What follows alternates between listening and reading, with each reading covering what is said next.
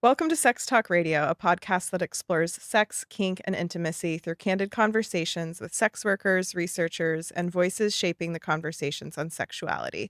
This episode is brought to you by Testy, a sexual health company I founded launching early 2026, which will revolutionize same-day walk-in STI testing. Head to testy.co to get on the waitlist and get a discount on your first panel. A lot of sexual assault survivors of like every gender I interviewed had an issue with people going down on them during sex and like Interesting. receiving oral sex, and people pointed to it being sort of like a very vulnerable position, or it being like too much focus on their pleasure, and they liked when it was more equal.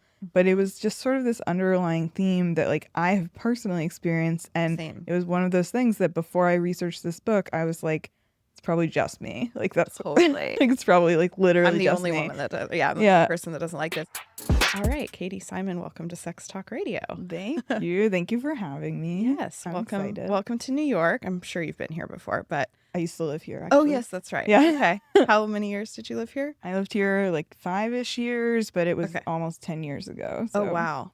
yeah. Like early 20s or Yeah. yeah. Yeah. I'm personally a little glad I wasn't here in my early 20s because I partied a lot and like had no idea. I don't know. Yeah. I would have blown up my life, I think, if I left pretty intentionally because I was like, I feel like what I really want to be doing is working a lot, and so I'm missing out on everything there is to offer here. So maybe I should just like go somewhere cheaper and work a lot there. Yeah, totally. Could you tell me a little bit about where you grew up and then maybe where you moved after New York? Yeah, I'm originally from Boston, and I grew up around there. I lived in New York and moved back to Boston, lived in provincial Italy and London for a year, back to Boston a little bit, and now I live in Austin, Texas. Okay, great. Yeah, I jumped around like basically every 2 years for my whole adult life. Oh, yeah. Yep. Yeah. I'm on every 3 years. I go somewhere new. Yeah. What was living in Europe like? It was great. That was because I had a partner there, and it was great to just sort of be like embedded in a daily life and not be really like a tourist. Are they a local? They were local, and it wasn't like a big city. It was just sort of cool. like a random place. And I sort of quickly learned some Italian and then quickly forgot it. Totally understand. Yeah. Well, you are here in New York celebrating your new book, Tell Me What You Like, that came out just a few weeks ago. Yes. How has how was the publishing and launch process? This book is about like the intersection of two taboos, sex and sexual assault. A lot of people that will talk about one of those things, they kind of clam up and don't want to talk about the other thing. And that's been something I found both in the research phase, but definitely also in the publication and publicity, like sort of moving forward with the project way. Yeah. And whenever I encountered that, I always just kind of highlighted, like, people are actually looking for this book about like how to navigate sex and dating after experiencing sexual assault. Even partners of those people are looking for this book. And I was told by many survivors I interviewed before I was working on the book that they were like really wanting stories, true stories. And so that sort of shaped the backbone of the book. It's all true stories from sexual assault survivors about how they navigated sex and dating and relationships after sexual assault. That's amazing. That's very powerful. And to identify two taboos. And like, I even noticed myself when we were chatting yesterday about this, like focusing on the sexual assault piece. And I think that that's kind of just where the brain goes, and where like, somebody can get kind of like, I don't want to say stuck in that kind of loop, but that's really, it's a very important piece. I think a lot of like what you just described is largely because we don't have much conversation about this intersection, like kind of really at all. Like, yes, in my 8 years working on this issue, I've sort of like encountered a couple examples of something that ties in, but this is not like a big conversation we're having. It feels very niche, even though the population that is affected by this is like huge. They say like 1 in 4 women, 1 in 6 men, or maybe even bigger numbers, have been sexually assaulted or raped. And all those people pretty much at one point will struggle with having sex after sexual Yeah. assault. So it's just affecting so many people, but it is still seen as a niche conversation. So it's sort of odd. No, absolutely. I mean, yeah, most people that experience sexual assault are likely going to be sexually active again. And I feel like the media can kind of focus on um the trauma and the experience, and it can, I feel like it can probably almost be glorified, and the salaciousness to it, and it's like this is somebody's actual experience, and they're going to probably desire intimacy again after. Yeah. And like, if you just go by the assumption that survivors will really struggle so much with this stuff, then what you would Hmm. expect to see is a lot of, like, or like a much larger number of isolated survivors who are not dating or sleeping with Hmm. anyone, who are just like completely at a standstill related to Right. this. But what you actually see is survivors in relationships and having sex, and, or like not having sex and having it be very purposeful. Hmm. And you see a lot of, sort of proactive behavior from Right. survivors. Like, nobody I spoke to was just kind of like riding along, like a nobody I spoke to was just like following any one particular person's path or anything, because there's not really a Yeah. prescribed path available. Yeah. So it's almost always a trial and error process at this point because there aren't that many resources. Well, and that leads to people feeling isolated and alone. Yeah. And so that's why your work is so important. I mean, you shared something yesterday of like this book is for somebody who has an experience. Maybe they do go through a phase of not being sexually active, but then a couple years later they're dating, or a certain amount of time later they're dating and they have nowhere to turn. I mean, among my own friends and I, like we all have had our own negative experiences and sadly assault stories, but the fact that we only have each other in kind of this hush hush conversation about, hey, this trigger came up, or when we did this certain sex act, it made me be completely re-traumatized or remember this thing. Like all we have is kind of this close circle, I think. Yeah, and it helps to have that close circle. A lot of Of people course. don't have that close circle, and Yeah. don't Yeah. have anybody to say, Definitely. like, oh, well, what you're talking about is totally normal. Like, remember Yeah. me and this person experienced that too. Yeah. And so my book sort of exists to create that community for people who don't have access to it in real life. Right. And all the stories in the book, a lot of them are about the same thing, but from a different perspective, or Hmm. somebody did something a little different. And so the stories in this book speak to a lot of diverse people, but also give people more options than they might think they have. Definitely. Yeah, I I love think that's that. really important. A lot of survivors I spoke to actually talked about kind of taking on a like self sex ed journey after they were Mm, assaulted, like going beyond what they interesting. initially expected of themselves, and sort of exploring very purposefully Yeah. and seeing like what else was out there, because a lot of the time sort of like what the rules of modern dating suggests you do might be kind of at odds with the needs of somebody who's experienced a lot of trauma. Sure. And so what we may be looking for could actually be pretty different than what is considered normal. Yeah. Um, yeah, but I've seen a lot of survivors who took that on as a project instead of like feeling Mm. isolated or disconnected. Hmm. Yeah, it That's was yeah. like very inspiring Yeah, it's work. Yeah. proactive. Yeah, yeah. Yeah. Could you tell me about what inspired this book and research? Yeah. Well, so when I was 18, I was raped. And in the months after, like, I pretty quickly started trying to find resources that would be helpful related to sex and dating. And Mm. so I was, like 19 years old, and the few resources I found either kind of pathologized being queer, which I am Mm. bi and out now as non-binary, or they said, like they like assumed you had a husband. Like Of course. that's like what Or that they the husband that's of the what the assault was the context for perpetrator? healing. No, Oh. like the context for healing was having a stable partner, and that Now go find a husband now that yeah, you've had this for yeah, long. like there was nothing about like casual dating or like Right. anything in Right. there in the few things that I found. And so I basically just navigated by trial and error. Yeah. But I had that experience of going in bookstores and like looking on bookshelves and trying to find this book. Wow. And then you wrote it. Well, about 8 years Oh. later, I wrote an article that was on this topic that I Uh-huh. interviewed survivors for. And I just ended all those interviews asking what resource would be most helpful to you as you navigate sex after sexual assault. Yeah. And I thought they were all going to say, like, well, my therapist does a terrible job, but if I had a therapist that did a great job, like, that would be so helpful. Nobody said that. Okay. 100% of people, like, unanimously Yeah. said, what would help me the most is to read more stories of real people, like just how you're putting together. And I was like, I can do that. And so then I Got wrote the chills. book. Yeah. Yeah. Then I wrote the book, and I've always had this feeling like it's so needed because so many people told me they needed it. Yes. Yeah. Yes. Absolutely. Could you speak a little bit about the therapist component that you mentioned yesterday?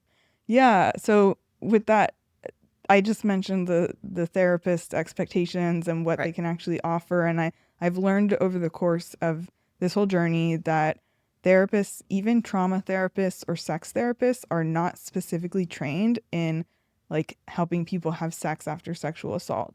Sex therapists might be trained a little in like how does trauma affect the brain. Trauma therapists are just usually not taught about sex in any way, let alone in Yep. this particular way.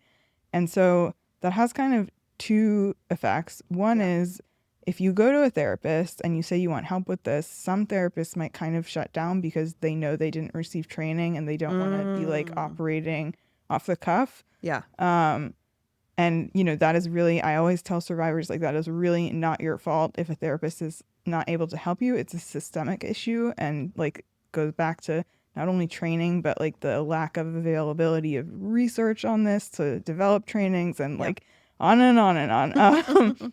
And the other impact is the therapist isn't trained for it.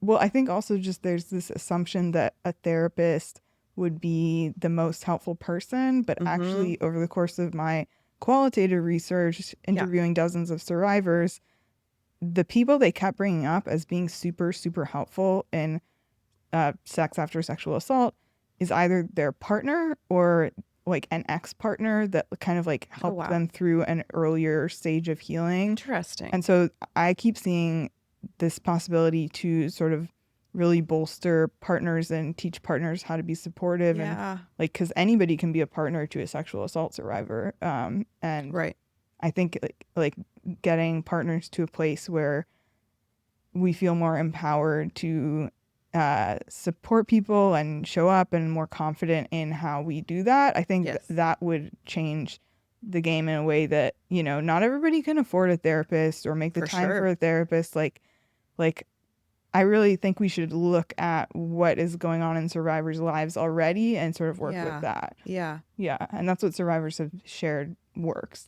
Well, and, you know, with my podcast, I have a lot of people message me about like, how can I find like open-minded, like kink open-minded therapists and stuff, you know, for example, and it can be hard to find. And many people are asking me those questions because they've had kind of a shamey or negative experience with a therapist. I've had that myself in my own journey. And so, you know, therapists are also just people and have their own judgments that sometimes they can't hide, even though they're trained to. So yeah, I think it can be kind of a slippery slope there. And something that this is making me think about is I'm in recovery, I'm in AA, and a lot of the foundation of AA is it was actually built because the doctors weren't figuring out how to help people maintain long-term sobriety. And so that's it. I'm just seeing a parallel of like what works for a lot of people that are sober is another alcoholic, a sponsor, somebody with a lived experience, and like partnering them up. That's what it helps people with sustained sobriety. And in the 30s and 40s, these doctors that were seeing all of this alcoholism was they couldn't kind of crack the code, and the code ended up being for many people the shared experience. So I just thought that was a cool parallel. I do think shared experience is super important, and like that was a great parallel. I will also say, like, you don't have to, it's not only people who have experienced sexual assault that will be good partners. Like Sure. that's definitely Like not true. romantic partners? Yeah, like romantic Yeah. partners. And it's kind of all about being, it's all about having communication, like probably beyond what you see modeled in Right. dating related stuff, like Mm-hmm. in the normal world. And like listening more and supporting people's boundaries, and but that all goes two ways. It's not just Mm-hmm. like a partner is there to be a caregiver, like that never Right. works, because then it's not a partnership. uh just like meeting people where their actual needs are instead of where their needs are like supposed to be. Sure. Yeah. This is a bit more for like a like cis heteronormative dynamic, but I've experienced with men, if I mention a past experience or my assault, the blood gets lost from their face. It's like it's really a scary thing for Yeah. like your average straight cis man to navigate. It feels, what I perceive is that he feels very he overwhelmed and doesn't want to say the wrong thing. Hmm. Really, like, I haven't found the conversations I've tried to have to be particularly supportive. I feel like I end up doing a bit more caretaking of like, well, oh, it's okay. I'm okay now, and I'm comfortable with this sex act now, and there can Yeah. be a bit of that. Yeah. Um, but I mean, all the more reason for there to be a resource for everyone. You know what I mean? Yeah. And I think some of partners being maybe like shy about this is almost because they know how important it is. Right. And I think in that kind of case, for a survivor to just be very open and direct and say, like, well, this is how it affects me and this Yeah. is what I need from you, rather than focusing a lot on like, the details of the traumatic incident. Sure. Like, it's sort of like just how you might not tell a assault survivor like the details of a traumatic incident without Mm-hmm. asking, like, you probably shouldn't do that to a Mm-hmm. partner, but you can always talk about like, what do I need in this moment? And Yeah. the story kind of comes out in bits and pieces. Then I've Yes. noticed survivors had a lot of success doing it that way. Mm. um yeah, I think sexual assault survivors like need partners who will work with their goals and needs in particular, for sure. Yeah. But we also have the opportunity to like give people maybe information they weren't exposed to before, and you never want it to feel like you're caretaking, as you said. Right. But like, if you really like this person and it's a matter of having a few conversations with them, Mm-hmm. and they learn from it and grow from it and become a better partner from it, like Right. nothing's wrong with that. Yeah. Yeah. Yeah, absolutely. What were one or two of the most surprising things you found in your research about pleasure and sex after assault? One thing I found that was very validating to me was a lot of sexual assault survivors of like every gender I interviewed had an issue with people going down on them during sex and like Interesting. receiving oral sex, and people pointed to it Wow. being sort of like a very vulnerable position, or it being like too much focus on their pleasure, and they liked when it was more equal. But it was just sort of this underlying theme that like I have personally experienced, and Same. it was one of those things that before I researched this book I was like, it's probably just me, like that's like Totally. it's probably like I'm literally the just only me. woman that yeah, I'm the Yeah. person that doesn't like this. I think that might the data might be similar just for For people with people. vaginas. Like I think that there's a lot of But it also was affecting men. okay, sure. And I Men who experienced assault also yeah, didn't like yeah. receiving oral sex. Yeah, and this is not true of all assault survivors at Sure, all. sure. But like that was something I learned that it surprised me, just because I Mm, think you go around being like, well, I'm not normal, and like of course there's nobody like me, and it's almost like I asked a few people about that in my life, but not like 30 people, and I had no real like data set. And mm-hmm. so then when I actually had a data Interesting. set, like that did keep popping up. Was that act a part of their assault necessarily or not necessarily? Not necessarily, but I think that varied a little. Yeah. Sure. Um, and yeah, and that, so like that kind of had, as I researched this book and wrote it, but just that research phase, I just kept Mm-hmm. learning new things about what my experience, like a clearer lens on my past experience, but then Yeah. also more sort of ideas of like, wait, now that I've reframed that, how would it look like applied? Yeah. Yeah, and I hope people reading the book like have that experience too, Sure. and I think it sort of is designed that way. So does the book potentially walk someone through, this is a fear of mine, but I want to explore it and I want to enjoy it. What do I do now, kind of? Yeah, and like what are ways where exploring it might actually feel better than what Yeah. I'm Yeah. assuming? Or like is there a way to, talk to a partner about this that makes me feel like sort of coming to the conversation more validated to begin with, and Mm-hmm. like I don't need as much from my partner because I've sort of done some of that work in the background. Right. Um yeah, the very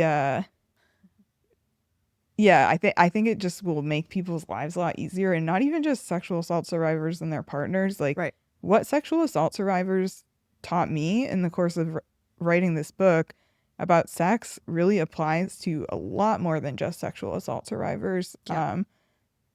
There's a lot of innovation going on that ties into like sexual assault survivors having different needs, so needing to re-explore things and like put things back together in a different way. Mm-hmm. um but like people who are not survivors would benefit from trying all those things out. Right. Yeah. Absolutely. It kind of seems like a theme is emphasizing just more intentionality with pleasure and triggers, and I think a lot of people could benefit from the slowing down and the self examination, and Mhm. I mean we And yeah. well, and also survivors maybe had like one idea of themselves sexually before Mm.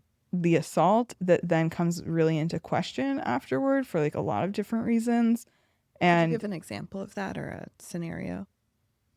yeah, I mean, it could apply kind of with anything. Like a sexual assault survivor before their assault might have been uh like not sleeping around very much because that just sort of wasn't what they had been taught. Mm-hmm. And then after their sexual assault might sleep around a lot more and want to kind of like try things and like positively create a sexual Mm. identity and not just be sort of following along with like the rules of society, Yeah.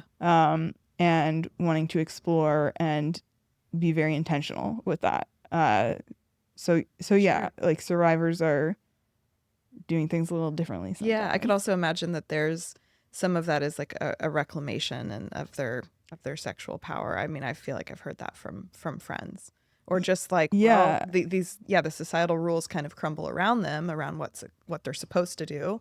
So yeah, and it's like getting to choose what genuinely feels good as opposed to what might have just been, you might have been on autopilot before. One right. one woman I spoke to very much described like that autopilot sense and Hmm. wanting to get like a boyfriend right when she started college so that then she could marry him, and she Yeah. wanted to just be sort of sexually more obedient to him and all this stuff she described. And then she was sexually assaulted and she was like, whose rules are those? Like like why am I Right. following those rules? And she went on sort of this like exploratory phase, Absolutely. and got into kink and some stuff Yeah. and tried a lot of things that she didn't necessarily stick with, which I think is always really cool when Hmm. people can do that.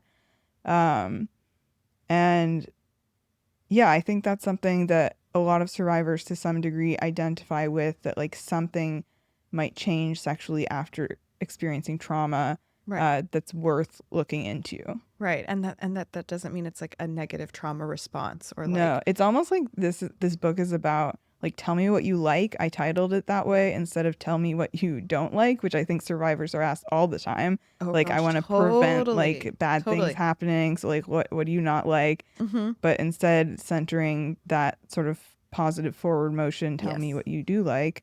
Um Absolutely. yeah, I think that is something that like everybody could benefit from too. Yeah. Yes. Oh Like my God. looking at what we want. I also just find like as a person, I if I try to like take a break from working by just like turning off my phone or sort of like having more peace and quiet, it never lasts. I just like go straight back to what I was doing to try and get it done. But if I replace that time with Mm, doing something pleasurable, like then sure. I'm much more likely to like actually go for it and like explore that pleasurable thing. And I think that kind of applies like sexually. Like if you don't replace all the stuff you're having difficulty with something positive and Mm, trying something, like you are gonna kind of slide back into the stuff you don't like as much or that's not working for you as much. right. Um, and you don't have to. Yeah. Yeah, something I'll say about communication and sex is my journey in a short story is that I was had a lot of sex with random people when I was drinking and partying, and then I like stopped drinking and I got into a monogamous relationship with somebody that I didn't really have a lot of attraction or chemistry with. It was very like platonic in a way now that I look back on it. And we had like the obligatory like once a week sex type of thing to just check it off so we didn't have to address it. The end of our relationship, I was basically like, I think I'm asexual. I was trying to find therapists that like focused on that. Moved to Austin, Texas, single, went to a kink event.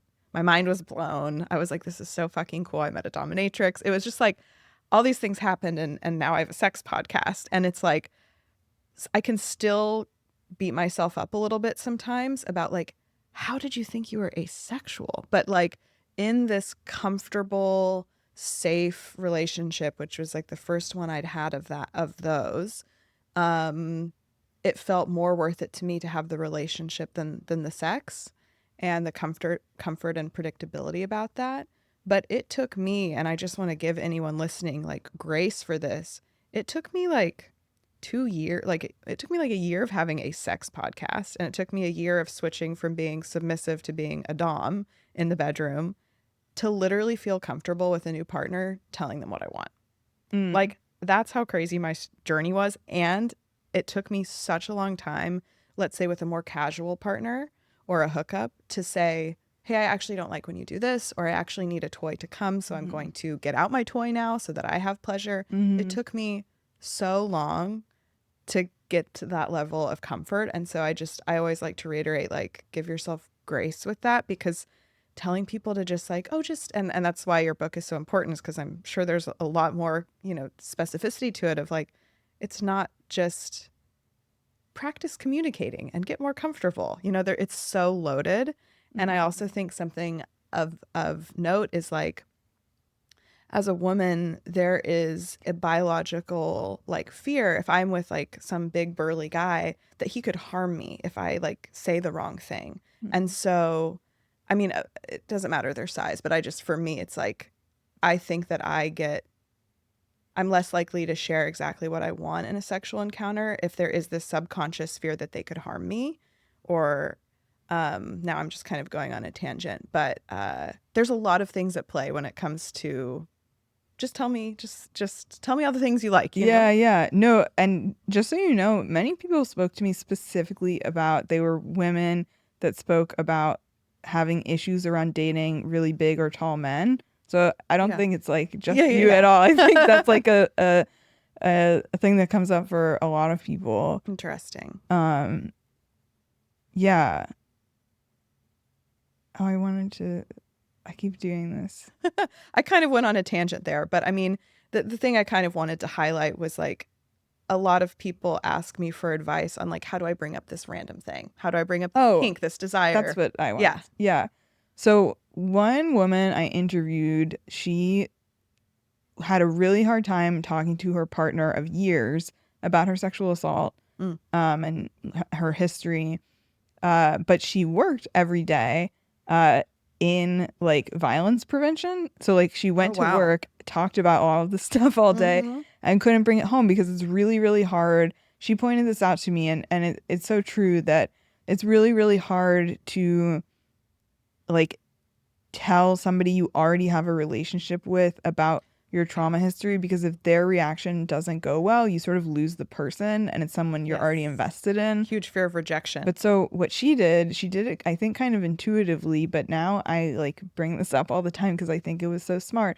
She one day was not with her partner and she watched like Surviving R. Kelly Oof. and she like it really like resonated with her Yeah. experience, and she contacted her partner and said, "Hey, will you watch this? Because especially like this Mm. one person's experience, like that's something that happened to me." Wow. And he did, and they were like finally able to start talking about what had happened to her and how it was affecting them, because it was affecting them, but they didn't Okay. have this shared language. Right. It turned out like that, I think it's a docu-series, that docu-series like was the shared language. And Cool. since I got that example, I've heard other examples of people using stuff from pop culture or like even in the news, to Hmm. sort of bring up these conversations if it feels too scary to do it naturally. Definitely. And it is sort of natural to talk about something you just saw. Right. And it also has the impact of like starting that conversation, already having validated your own experiences by comparing them to other people's similar experiences. So Yes. I think it like does have an impact. There's a lot of misinformation about sort of the psychology behind abuse that I think Mm. gets in the way a lot of the time when survivors try to talk about what happened to them or what their current needs are. And like, I think by sort of couching the whole conversation in like this is happening to other people too, and there's like evidence of it, is Definitely. is just a really smart strategy. And I Yeah. even hope some people will be able to use tell me what you like that. Like if Hmm. there's a story that resonates and they're not sure how to bring that topic up, literally just say, hey, can you read this paragraph? Right. And like that might help those conversations. Yeah. Yeah, absolutely. And I see a parallel there with introducing a new desire or kink into the bedroom of like, Hmm. how can we kind of put this on a third party so that there's also like less fear of that rejection? So for example, like, okay, like let's watch like, oh, there's this like porn I saw. Like, do you want to watch it together? Like kind of like putting it on this third thing, or like a past sponsor of mine was like a subscription box that had a bunch of different toys in it and stuff. So it's like, well, what if we do this thing together and they just ship us this thing? It's kind of like Yeah. kind of neutralizes things a little bit, and I Yeah. think yeah, kind of evens the playing field. And I mean, I've heard the same thing with bringing something new into the bedroom as well. If there are a lot of years attached to a relationship, the weight of bringing up something new is greater. Yeah.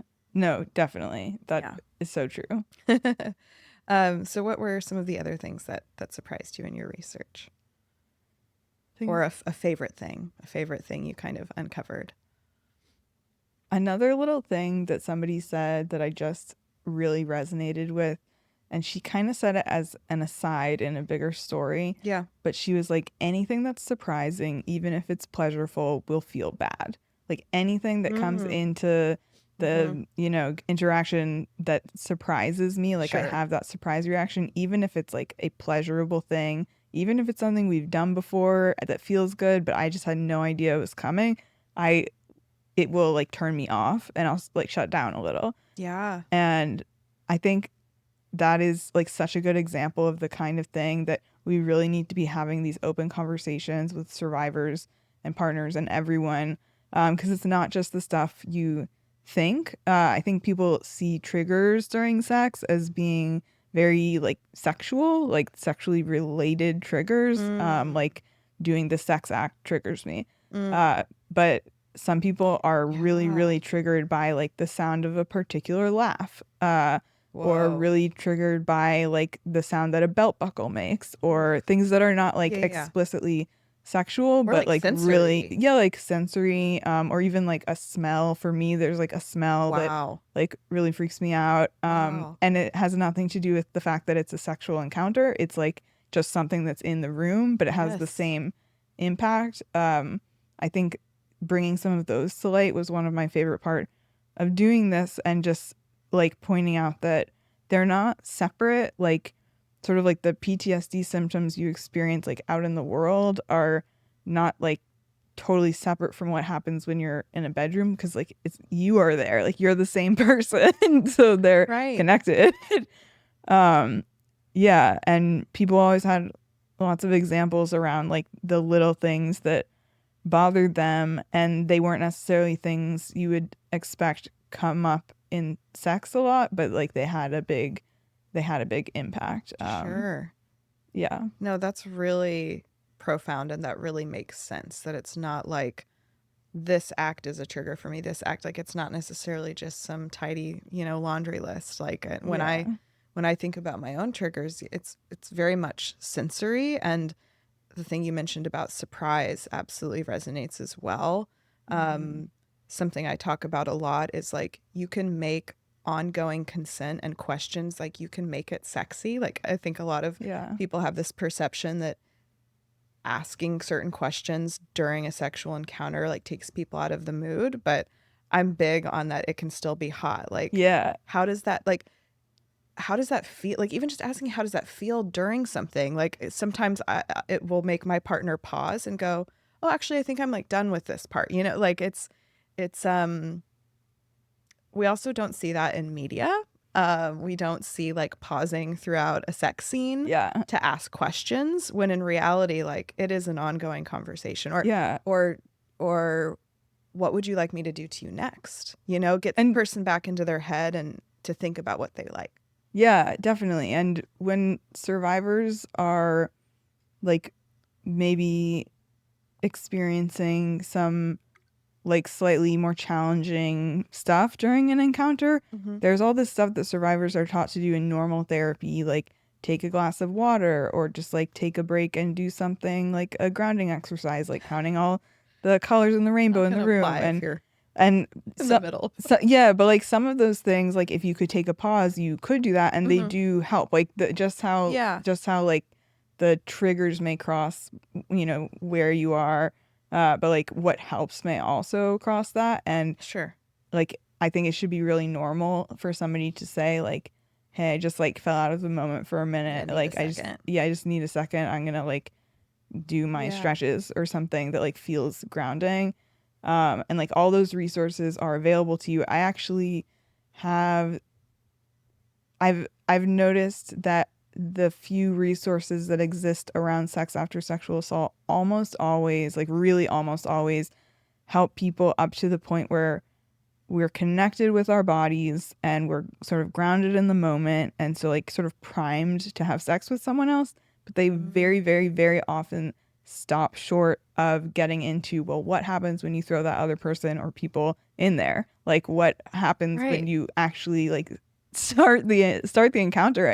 Yeah. uh and it's so frustrating to me because this was a survivor that told me this idea that sort of like you don't heal in a vacuum, and whatever Mhm. healing you do on your own is great and helpful and very supportive of you having like a relationship with yourself. But if you're trying to heal in relation to other people, if there are no other people there when you're doing your healing, once you do get other people there, you're going to kind of almost start over in a way. Like you have some of those like resources you've Right. built available to you, but it's a totally different environment, like adding that other person. Absolutely. And a lot of the advice so far has really focused on like just what you can do in yourself, because it's true that is what you Yeah. can most Yeah. control. Uh, but what I found talking to survivors was that like it was the part of interacting with people, whether it was like a current partner that they felt like they had to rearrange stuff with now, or it was a new partner that like didn't seem to have any background talking to trauma survivors. Like it just like it was those interactions that were the most difficult, Mhm. and like navigating sexual experiences with other people, like that is what it sounds so obvious, but in the landscape of what's going Of on what's with out this there. issue Yeah. is like it's just No, not that really makes sense there. to me. Yeah. Yeah, and I think some of that is because you can't, you know, unless you are like working individually with people, you can't predict exactly what will come up that you need to navigate, but like you can predict like somebody needs to do this breathing exercise enough times until like they feel this way. Like it's more easy to control the solo stuff. Definitely. But I think that ends up meaning people need more support and help and have open Right. Right. conversations about the not solo Right. stuff. Yeah. 1000%. A question that's kind of come up in my mind, maybe it's a personal question, but I'm sure other people will resonate of like, I can imagine a lot of this and how this would play out in like a longer term partnership or somebody that I like really know and trust. But most of my relationships and dynamics the last 2 years have been quite casual. And so, do you have any like advice or wisdom or takeaways for somebody that, let's say they had a sexual assault experience, they've been dating casually, maybe they've had a number of experiences, but something does come up for them with like a one night stand. I think that that's where I would feel hesitant to bring something up or advocate for my needs. Mm. Yeah. So there's like two parts to that I see. One is like how to actually navigate that like casual dating Hmm. thing, and the other is how to talk about it to other Definitely. people. Uh Survivors I spoke to that were casually dating, which was a lot of them. The age range was really big. It was like college age to 70s of who I spoke to. Wow. Yeah, so people were at different phases of life and stuff. That's cool though. Yeah, but the casual dating, I think one survivor, her name is Elisa, she really spoke a lot on the casual dating thing and how to navigate it. And she came up with the solution for herself that she didn't really want to share any details of the trauma that happened to her in that situation, but she did want to lay clear boundaries of like, before we begin, I do not like this and I do not like this. And like, Yes. it'll go way better if we do this system of consent. And Cool. she said, like, not everybody vibed with that, but like Yeah. people like being told People how like to, people like like, a roadmap. yeah, People exactly. like a People like a roadmap because roadmap.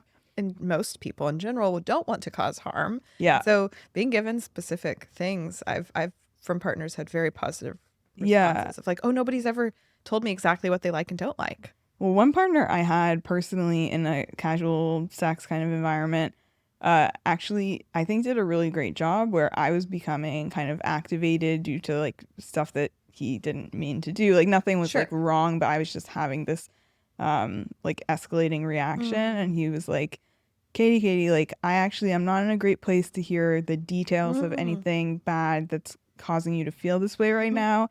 But I do really want to support you and like please let me know how I can help you be more comfortable in the moment. And he framed this all in such a like he wanted to help. Right. He just didn't want to have that He one knew his own conversation. boundaries. He knew Yeah, his he own knew kind his of own limit. boundaries. Yeah. And I really immediately relaxed because I was like, oh, he wants to help. Like Right. that is so helpful. And the other was like, oh, I do know what to tell him. And like, Right. it just kind of like Oh, we went love a very well. self-aware man. Yeah. Yes. But survivors can do that same thing. They can say, hey, I'm feeling activated. I don't want to talk about what caused it because that Mm-hmm. will make it worse. But Right. I want to Right. tell you like two things that you could really help me with right now. Yeah. Like survivors Absolutely. can do that ourselves. Yeah. And that's the thing with all this communication stuff. It's not really separate. Like somebody was like, "Oh, you should write a book for partners." I was like, "I think it's the same book because like everybody can do those roles. Like everybody can say those things like no matter who they are in the relationship because everybody has Right. needs and boundaries and a lot of people have more. I noticed when I did this, a lot of people had more sort of stuff come up around sex than I think they were talking to their friends about in their everyday life. They would Mm-hmm. talk about some specific experience or partner and they would say, "Oh, I haven't really talked to anybody about this." And I was like everybody is like that. Yeah. um yeah, and I find conversations about sex super interesting. I love to have them all Same. the time and I'm always Me too. disappointed when I'm with I'm the people sex that friend don't. now. You Yeah, probably are no, I'm too. the sex friend for sure. People will be um like, "Can I tell you about this thing?" Like, I will meet people at random, unrelated, like business events and tell them I have a sex podcast, and they're like, "I have a question for you. I have a thing." And I mean, yeah. I don't mind it. I mean, I'm flattered because honestly, like, it's sad that there's kind of a lack of safe people or safe spaces to talk about these things. Yeah. But I feel like when people identify the non-judgmental person, they Yes. just let it all go. Somebody wrote a review on like Amazon or Goodreads or something, Uh-huh. and they used the phrase to describe me relentlessly non-judgmental, and I Oh, was like, that is the highest highest, yeah, compliment. Like, hell yeah. and it's also like, to be honest, it's a little hard to do. Sometimes you hear things and it's like, no, like if you had done something different, you would have felt way better. Mm-hmm. But like that's just part of that person's journey, Yeah, and they're talking about the past, not like a current thing that could be changed. absolutely. So I just always kind of held back. And yeah, that definitely The sex friend. happens. I am the sex friend. That'd be a good name of a podcast, Yeah. honestly. The sex friend or something. Um, so I had my own experience and I never know like how to categorize it. I think that's even something that like a lot of people probably struggle with that you Mm-hmm. talk to. Like the word rape feels too strong for me. Sexual assault does resonate. But in my own experience, and I think I've maybe touched on it very briefly, um, but there was heavy partying involved or drinking, and then there was consensual sex that turned non-consensual. Mm-hmm. And it felt really confusing to me for a very long time. Mm-hmm. It felt like more of it was my fault and definitely not something that qualified to be sexual assault. Um, and I'm curious about kind of things you encountered with that of kind of victim blaming myself, not feeling like it was worthy of being classified as something, but then years later realizing that I do have my own triggers around certain things because of that experience. Yeah. First of all, like, it's amazing that you're able to like articulate this to another person, to like a lot of other people. Um, and I talk to so many people, and also myself have experienced the like some aspect of the assault or something that happened right before it made me feel like It's a it was my validator. fault, or Yeah. like it didn't count, or nobody would believe me, Right. like that. And that's a really common experience. It doesn't mean you don't like fully feel it just because like it's common. Right. Right. But like if you were to talk to pretty much any sexual assault survivor, that would come up in some way, I think. Wow. Yeah. Because even stuff like when I was raped when I was a teenager that I mentioned, Mm-hmm. I was raped by a stranger in an alleyway at 3 a.m. Like it was like Oh, a horror Jesus. movie rape kind of thing. It was Oh. very violent. It was Oh my very like God. damaging. But I just say that because Wow. I found ways in the aftermath to sort of blame myself or say like, oh, you could have done something in that moment that Right. might have helped. Like you never Even when it know. was such an Yeah, extreme. even when it was such a like by force thing. And Mm. like the I think just over time I kind of let go of that because I was able to process the trauma uh just like in like CPT trauma therapy, and just sort of see it a little more separately. But when it's Yeah. so close and not processed as much, because I've experienced other trauma too, um it can be really hard. Like you genuinely believe that stuff. Like if somebody was like, hey, like no, like be kind to yourself, you're like, no, that is what happened. And to Right. get out of that can just honestly sometimes take time. I mean, it can take doing a certain kind of trauma therapy or having access to a certain kind of support. But I think overall it's just like to be patient with yourself, that you will Yes. not always feel that way. Yes. Yeah. But it's like Yeah. so hard to feel it now. Yeah. Yeah. The main thing I remember feeling, and even when I was kind of thinking about the encounter this morning before our interview, and I hadn't thought about it in years, and yeah, the confusion is like the main feeling. Mm-hmm. And I think just iterating that just because there's confusion doesn't mean that it wasn't assault. Yeah, and there's so much pressure on survivors to not be confused, to like never Right. say And to anything. categorize it. Yeah, to categorize it, to never say anything that Hmm. like would make it seem, More gray area yeah, or gray area. Like I think finding people that are supportive of you exploring that and being able to like talk about the gray area is really hmm helpful. And that might be a therapist, but it can very easily be friends. I think we like don't appreciate our friends enough. Like yes, therapists are trained in this, but Yeah. like that's not the only person that you can talk to about sexual assault. Like it's such a common experience. You have Yeah. to check with someone like, "Oh, could I talk to you about this right now?" But they're probably going to say yes, or say like actually like later, and then you have a person to talk to. And if you don't have friends like that, there are, support groups for sexual assault survivors that like really encourage people to share. And I've been in some of those in the past, and it is nice to feel like the audience will all kind of get it in the same Right. way. Um, but like there are just tons of ways of talking to people. Even I found one time I actually called a hotline, Mm. and they like helped me identify what was like illegal abuse, like what was, Mm. you know, the because I was just thinking to myself, oh, this person treated me badly, and Mm-hmm. then instead they were Mm. like, actually, that's like a law, that's a law. Sure. And like that experience can help even with what you're talking about. I feel like there's a lot of good hotlines for that. And yeah, but I think the key thing is like being in conversation with another person and not just letting it be only in your head. And that's super Mhm. hard. And like I feel especially bad for like men who experience this kind of thing, who Yeah, just generally don't have that kind of built-in support, or totally. like I believe you, like that's not a thing necessarily that men hear as much. Mm. But there are similarly, like there are support groups for men and gender Yes. diverse people, and there's sort of like always a way to be in conversation with someone. You just Yeah. gotta Google it. What was your experience like interviewing male victims? Yeah, well, the I was so honored that they would speak to me, the ones that Sure. we did end up talking for the book.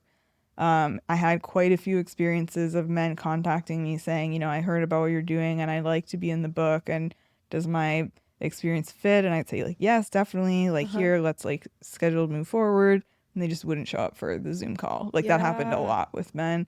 Yeah. And I think it's so hard because like there's not really this sex after sexual assault conversation going on in general. Right. But if you try and find like a man on the internet talking about how like sex for them changed after sexual assault, I think you might not find almost anything, Mm-hmm. um, or like anything substantive.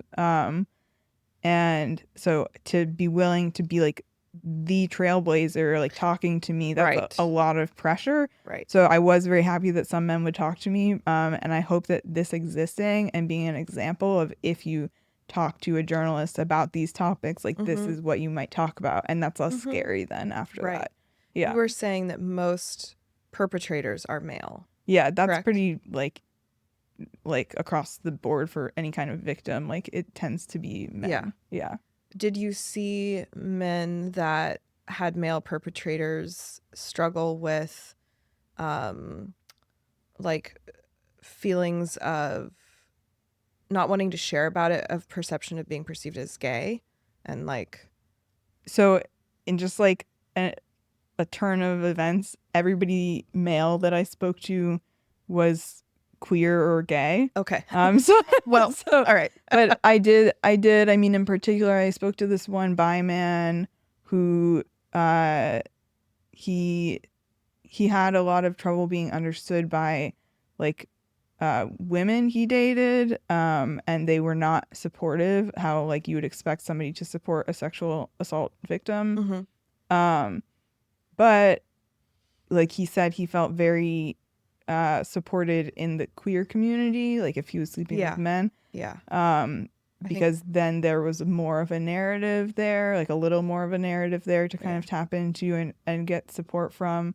um and yeah, and that when he talked about like how the women acted toward him, I was Mm-hmm. like it's not my role as a journalist, but I want to like punch them in the face. I um think that bi men encounter a lot of that split of mhm where do I belong? How do I navigate these different like mhm communities? And just a lot of invalidation of male bisexuality is something yeah that I see, and I've tried to platform bi male voices on my yeah podcast because I think it's really important. It's very real. Um, yeah, my line of thinking was more of like a straight male victim who, because I've just experienced meeting people that have had this experience. yeah If I don't talk about this me because too, yeah. I'm straight and I don't want the woman to think that because I was assaulted by a man when I was younger. Oftentimes, I feel like it's childhood sexual assault. They wouldn't want to be seen as gay and Yeah. queer. And, you know, definitely without like giving away identifying details, but I've Hmm. definitely dated or like casually dated men who described experiencing assault to me Yeah. and would almost say like, but it doesn't affect me, and like Right. wouldn't want to Right. take up space or something, and it's because people have told them not to, which is so sad. Yeah. Like that Yeah. that really pisses me off. I Yeah. Yeah, and I also think a lot of partners of sexual assault survivors are men.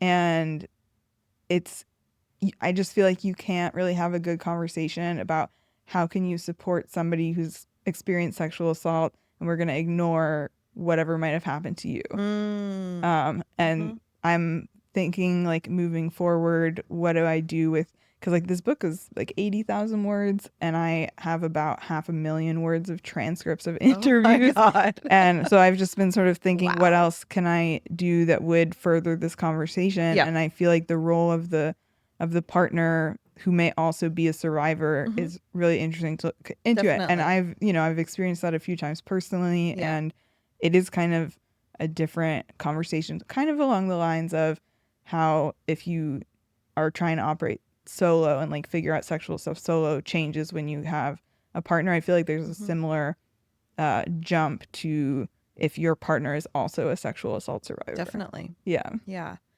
Well, I feel like we can't talk about all of this with talking about sex ed in this country. Oh yeah. Oh yeah. Let's wrap up on a real positive note. No, I'm just kidding.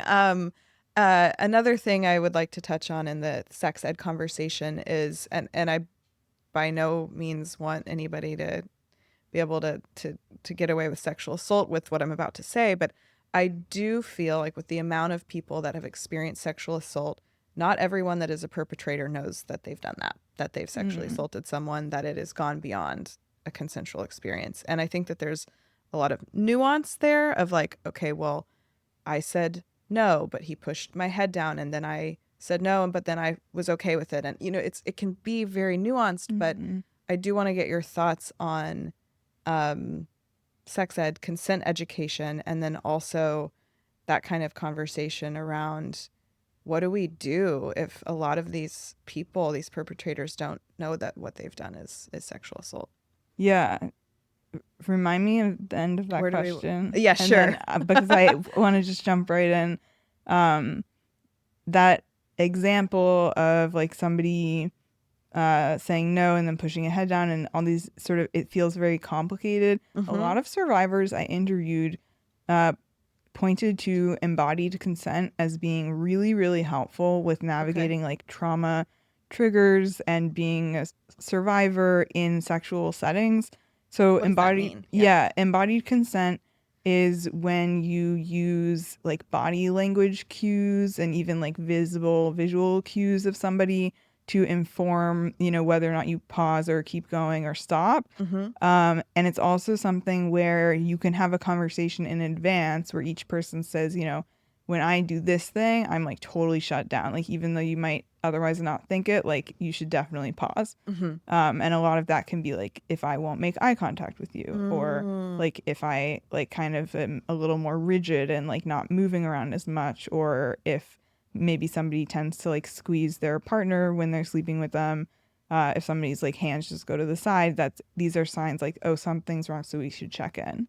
Mm-hmm. And the other thing about embodied consent that I feel like is so great, and many survivors I spoke to sort of returning towards this, Mm-hmm. is that it's not incompatible with verbal consent. You can always say like a verbal thing overrides any physical thing, or Yeah. just like we listen to both. Uh-huh. And the other is that embodied consent can make sex a lot better. For sure. Like embodied consent, it's not just about violence prevention, how a Mm-hmm. lot of consent systems are sort of, that's like the end goal. Right. Embodied consent is about making sex feel good to both people and like keeping sort of a consent conversation going that's almost like focused on pleasure. Yes. Because just how you can Yes. say like, if I don't make eye contact, that's a sign to stop. You can say like, if Mm. I close my eyes, like that's a sign to keep going. Like, and Mm. it's different for every person. So Right. embodied consent might not be the best system for like a one time, like one night Casual. stand Yeah. where you spend the whole time trying to learn the system, but Yeah. that can be a really helpful ongoing way to have consent operate in your relationship. And it puts the responsibility of communicating on both partners. Like, it's not like Right. I have to say no, because that feels like a lot of pressure sometimes. Like, I have to know if I like this like right away, and then I have to say yes or no like right away. And Mm-hmm. if it's something that like your body is figuring out too, it can be really helpful to say like, and also please listen to my body. And the thing you said was, I just wanted to talk about like consent education. I think my question about people not understanding if something was non-consensual ties yeah. into consent education in the US. Yeah. Like we're not really taught about this stuff. Yeah. Well, many survivors I spoke to actually specifically pointed out, like sex ed, like in high school that they got, or, um, Barely. The one day where we yeah, learned about condoms and glitter yeah. and shit. I don't know. Like there was like I condom didn't get glitter. glitter. There was like a condom glitter exercise. It's not as fun as it sounds. That I did that perpetuated that if you have sex you get dirty from these STDs. It was a whole thing. Also, that's so rude to glitter. I Glitter know. is not dirt. Anyways, like most people had zero sex ed. A lot of people had like a day. Boys and girls are split. I mean, Yeah, it's just sort of like notoriously bad, like sex ed yes. in the US for sure. I think that there is a lot of focus on fixing sex ed in schools, but like while we have the current government we have and Right. stuff, like, is that realistic? I always try and think like very Yeah. pragmatically. And it's state by state. And like most people having sex today are, most of the people who are having sex today might be more reachable on something like a dating app or a matchmaker service, like people that are like obviously actively trying to be sexually active. Right. And finding ways to work with those people and just raise the education level. It's really even not that much. Like it's like Yeah. a few like slides or something, like that could help a lot. I think doing stuff like that at given where we're at might be a more realistic approach. Agreed. And I know that there's a lot of stuff that parents can opt into that is good sex ed. I know parents might be like intimidated by having that conversation, but like the consequence of not doing so, like the cost is so severe potentially. Like you don't want to be looking back and be like, well, my kid didn't really know what consent was, and so like they had a non-consensual thing happen and didn't know what to do. Like it's like very high stakes, and like Definitely. I think people can treat it as such. And to your point, like that people don't necessarily know if they've assaulted people. I think that's a matter of more like teaching people what good sex looks like. There's something called a sexual attitudes reassessment that somebody I spoke to in the book had done. I think multiple people had done it, but it has to do with being trained to work in like sexuality and exposing oneself to lots of different things and like taking note of if they feel sexual to you or not. Interesting. But one person I spoke to in particular said we should do a SAR, a sexual attitudes reassessment, a SAR, for positive sexual experiences to like condition people to expect that and to like have examples of what to do. And that might be healing for survivors, but also just might lead people to better outcomes like as they go out into the sexual world.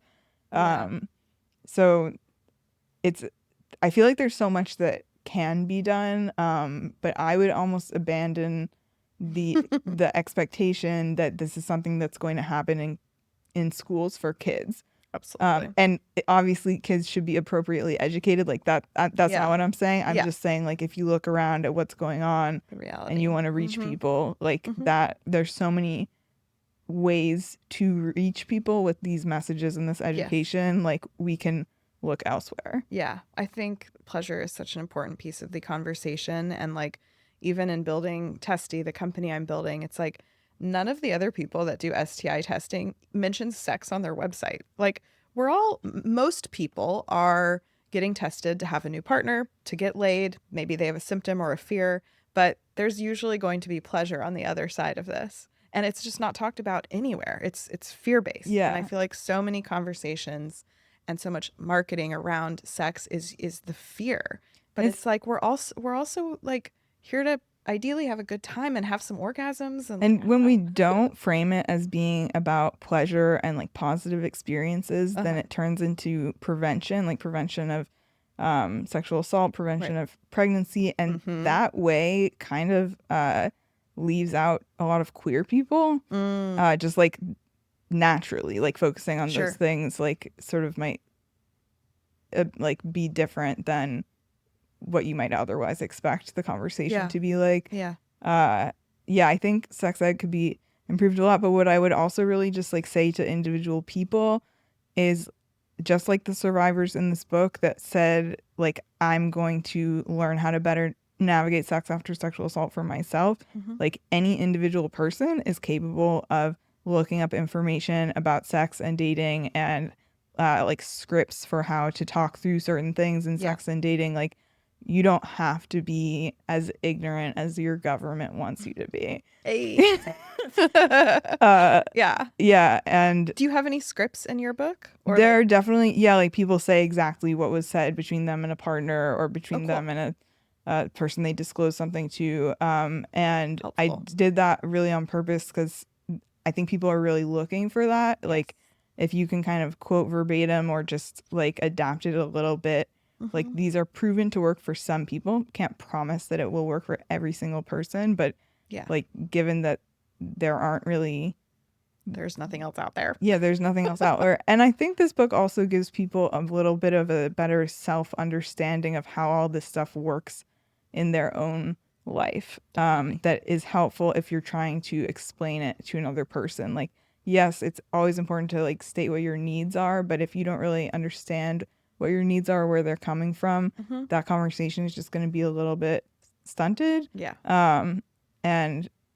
And yeah, so like that self-investigation and like sex ed as like a grown-up side project, I think Totally. I think there's so much like learning to be done. Definitely. Yeah, and I'm still learning. So yeah. Same. So I love talking to cool, smart people. The sex friends unite. Yeah, the sex friends. Well, thank you so much for coming on today. This has been great. And this, I mean, for some people, this has probably been an intense episode, you know, so take care of yourself. And really great chat. Yeah, I always tell people to do something that's a little nice for themselves, like making a cup of tea or something. Totally. To just absorb. My go-to is ice cream, but yeah. Yeah, ice cream is, whatever ice cream is better. Or like choice. Pet your dog, you know? Yeah. Anything Soothing. is an opportunity to pet your dog. Well, thank you so much. Thank you. Thanks so much for tuning in today. Don't forget to follow us on Spotify, Apple, and or YouTube, as well as on Instagram at Seggs Talk Radio. That's Seggs, Seggs. And before you go, head over to testy.co to join the waitlist for our 2026 launch. We are reinventing same-day walk-in STI testing nationwide.